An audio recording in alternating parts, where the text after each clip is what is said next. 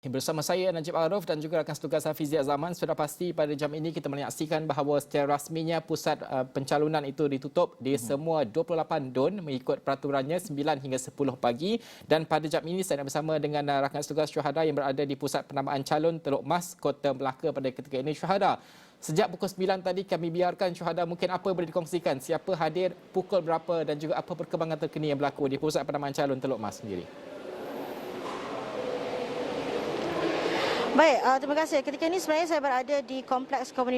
komuniti desa di DUN Teluk Mas ini, yang mana kompleks ini merupakan pusat penamaan calon bagi Dewan Undangan Negeri DUN Teluk Mas,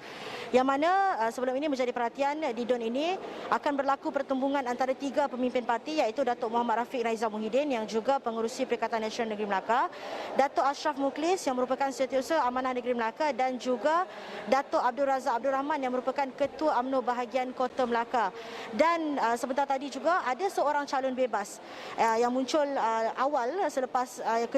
calon kedua muncul selepas Datuk Muhammad Rafiq, yang merupakan seorang ahli perniagaan berumur 32 tahun yang juga anak jati Teluk Mas ini, Muhammad Arif Adli Muhammad,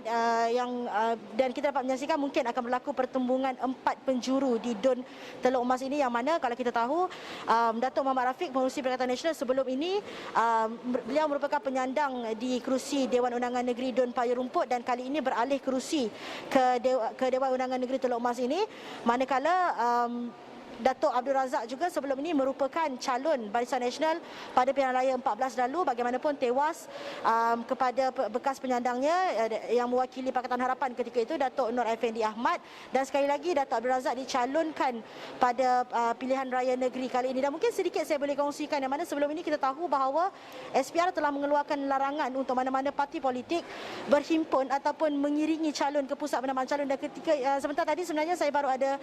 satu sidang media bersama Timbalan Ketua Polis Daerah Melaka Tengah, yang mana satu kertas siasatan dibuka di DUN ini selepas